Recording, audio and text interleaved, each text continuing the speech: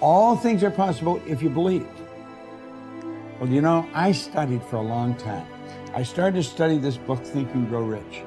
And he talks about belief in here. He says, you're not ready for what you want until you believe you can get it. I found that the only two sources of reference we can go to find out anything about ourselves is science and religion. They all say you've got to believe. So I get figuring out, how do you believe? How do you change a belief? Interesting subject, because I'm going to tell you something. Your results are nothing but the manifestation of your belief system. Well, our belief system, now listen carefully, is based upon our evaluation of something. And frequently when we reevaluate a situation, our belief about that situation will change. Seeing yourself make a decision at that point to be resilient, to keep at it, to see the charge come back on your face, to see yourself working through the struggle is the most important visualization you can do. What would you say to yourself when it sucks? Not just see yourself validated. It's about, look, the real truth of achieving any dream is that struggle, that effort, that push. Every time that you have fallen on your face, or you've tried something and failed, or you've gone out and you thought you found the love of your life, and then your heart's broken, and then you pick yourself up again, and then you dust yourself, you're building confidence the entire time, because confidence is not built on the high days. Confidence is built on the low ones. Confidence is built when you are struggling. Because when you see yourself go for something and fall, when you see yourself try and get knocked down, when you see yourself stand back up after getting abused or traumatized or discriminated against and moving ahead, you are building this reserve within yourself where you know you can rely on yourself, you know you can face hard things and you can keep moving forward. You know you have your own back. So it's in there. Your life has been helping you build it. Now you got to just dig in and tap into it and use it to shut that critic up in your head. If you fall down 100 times in a day, what does it matter? For a committed man, there is no such thing as failure. If you fall down 100 times, 100 lessons to be learned. If you commit yourself like this to creating what you really care for, now your mind gets organized. Once your mind gets organized, the way you think is the way you feel, your emotion will get organized. Once your thought and emotion is organized, your energies will get organized in the same direction. Once your thought, emotion and energies are organized, your very body will get organized. Once all these four are organized in one direction, your ability to create and manifest what you want is phenomenal. When we say a joyful world, that means everything that you want has happened. Aristotle wrote in his famous Nicomachean Ethics that the common aim of mankind is to be happy. However, each person defines happiness. One thing we know is that the more confident and the better we feel about ourselves, the happier we are and the more effective we seem to be in everything we do. Self-confidence, however, is really a state of mind based on your belief systems. Belief or faith enables you to act boldly in the face of uncertainty.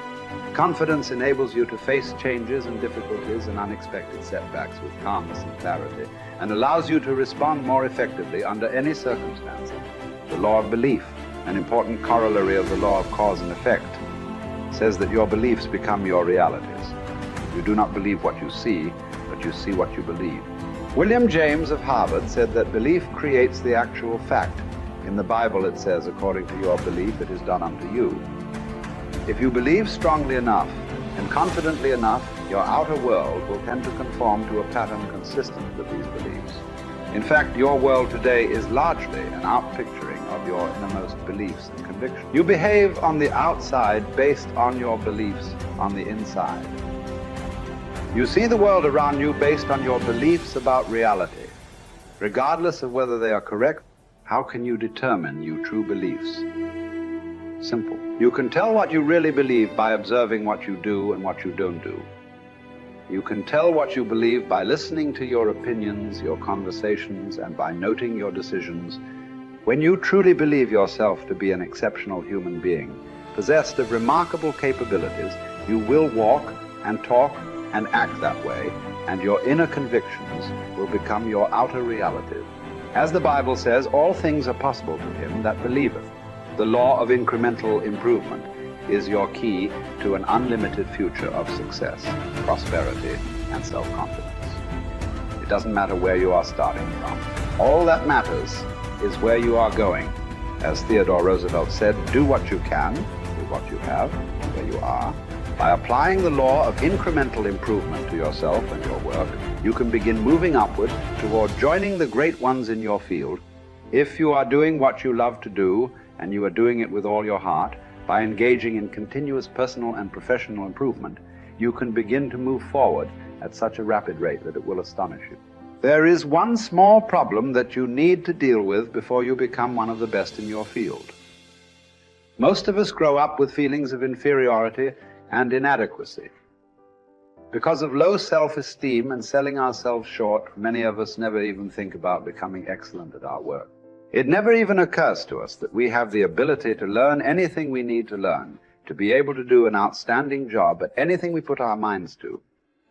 The fact is that, generally speaking, you have the capability to excel at anything that is really important to you. If anyone else has achieved a high level of competence in your field, then so can you. All you have to do is to do the same things over and over until sooner or later you get the same results that they have. I stopped wasting time.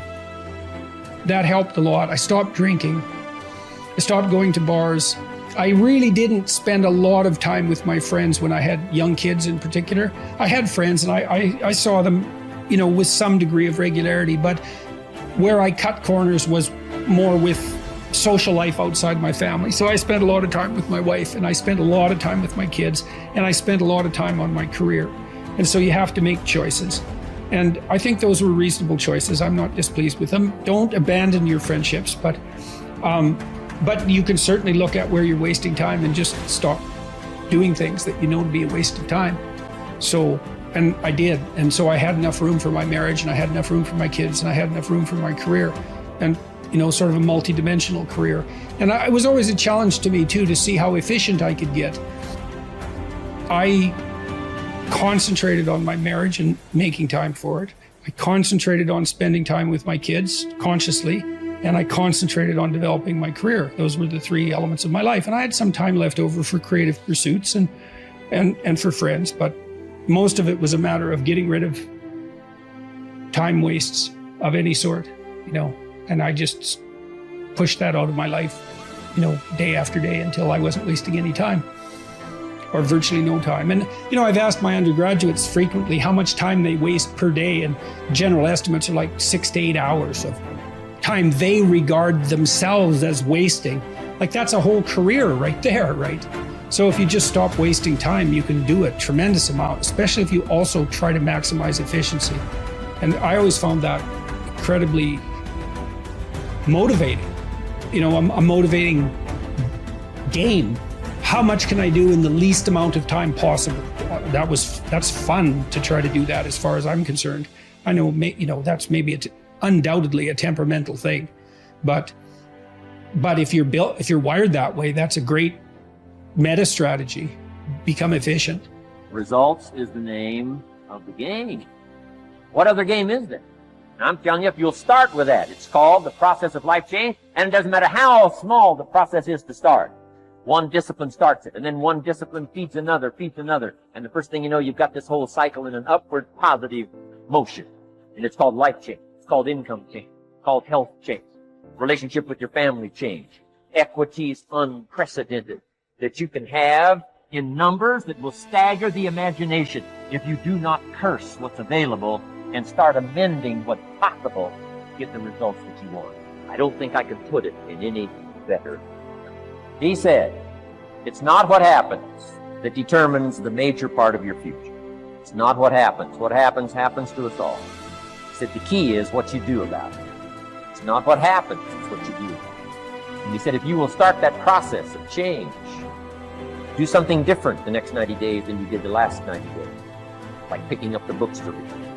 Do something different, like the new health disciplines, relationship with your family, whatever it is, doesn't matter how small it is. You'll start doing different things with the same circumstances. Since we cannot change the circumstances, but we can change ourselves. We can change what we do.